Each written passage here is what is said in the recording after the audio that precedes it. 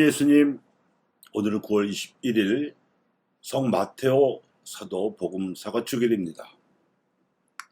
부활하신 그리스도를 교회 안에서 만나는 길이 바로 마테오 책이라는 강론을 하겠습니다.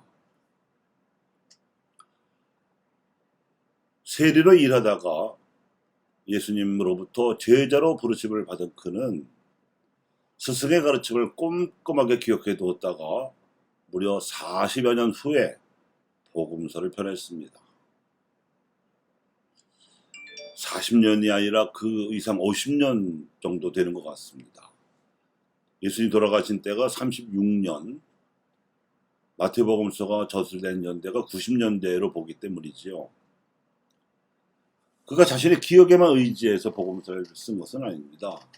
50년 전의 기억을 다 해낼 수 있는 사람은 없죠. 예수님께서 돌아가신 후 초대교회 신자들은 자신들도 생전에 예수님을 만나서 가르침을 받은 이들이었기 때문에 주임사 때마다 그분이 당부하신 대로 성찬을 나누면서 예수님에 대한 기억을 공유했습니다. 그러다 보니 초대교회 신앙 공동체들 안에서는 어느 정도 정형화된 이른바 예수 어록이 입에서 입으로 전승되게 되었습니다. 그렇게 한 세대 정도 기간 동안 형성된 이 전승 자료를 성서학자들은 Q 자료라고 부릅니다. Q라는 이름은 독일어로 원천이라는 뜻을 가진 크벨레에서 따온 겁니다. 그러다가 유대교 당국에 의한 박해가 끊이지 않아서 스테파노 부제라든지 야고보 사도들도 치명당했고 급기야 로마군이 쳐들어와서 예루살렘 성전이 완전히 파괴되는가 하면 110만 명의 유다인들이 학살당하고 나머지 겨우 죽임을 면한 유다인들이 뿔뿔이 흩어져야 하는 아주 긴박한 비상사태가 벌어지자 신앙인들이 공동체의 주일미사에서 예수님의 행적과 말씀을 기억하도록, 그래서 신앙인으로서도 살아남을 수 있도록 마르코가 먼저 복음서를 펴냈습니다. 마르코는 Q 자료를 기본으로 삼고 베드로와 바오로 사도의 가르침을 바탕으로 하면서도 자신의 주관에 따라서 복음서를 펴냈는데, 그 첫 번째 특징은 사도 바오로와 달리 어디까지나 예수님께서 복음을 선포하신 기록을 쓰겠다는 것이었습니다. 자기 자신을 내세우지 않았다는 뜻입니다. 그래서 복음서의 주체는 예수님이시고 주어도 항상 그분이십니다. 바오로가 여러 공동체들의 편지를 보낼 때는 자신을 주어로 했던 것이 있는데 그와는 아주 다른 겁니다. 두 번째 특징은 예수님을 진정으로 알기 위해서는 당시 많은 유다인들이 기대했던 바와는 다르게 고난당하신 하나님의 종으로서 세상의 죄를 없애신 이 어마어마한 구원의 신비를 깨달아야 한다는 점이었습니다. 그리하여 하나님께로 가는 새로운 길을 열어주시고 죄에서 해방시켜주신, 더 이상 죄를 짓지 않을 수 있을 뿐만 아니라 다른 사람이 지은 죄까지도 능히 십자가로 받아들여서 짊어질 수 있는 이런 예수님의 참모습을 알아야 제대로 그분을 믿을 수 있다고 여겼습니다. 그래서 마르코 복음서가 초대교회에서는 예배자들이 입교하기 위해서는 반드시 읽어야 하는 교리서가 되었습니다. 십자가에 달리신 그분의 뜻을 알아듣지 못하면 세례를 받을 수 없었습니다. 그리고 나서 또 한 세대가 흐르자 예수님을 만났던 증인들이 하나 둘씩 세상을 떠나는 나이가 되었습니다.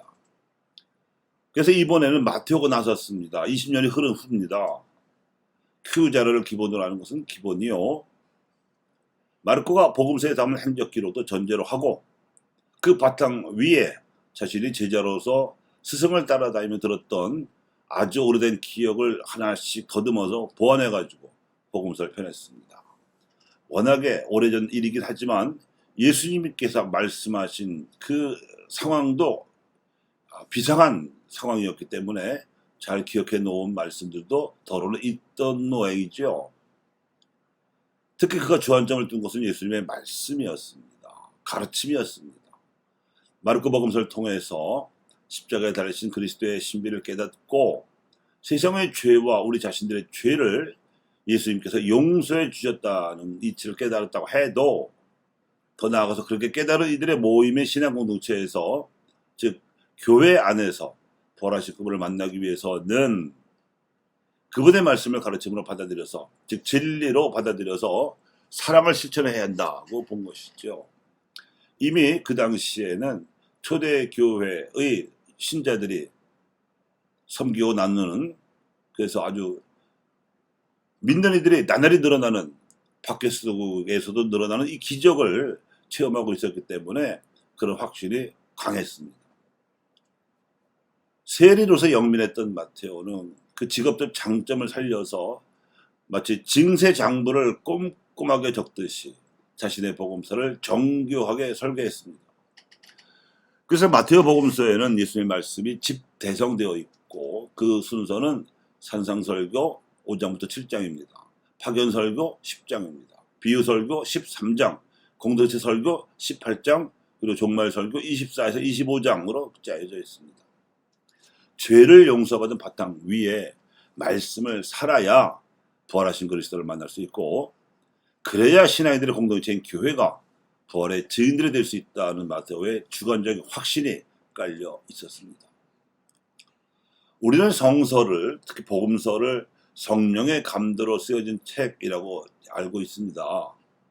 하지만 하나하나의 말씀뿐만 아니라 내 복음서의 구도와 편집 특징을 통해서도 성령께서는 감도하셨습니다.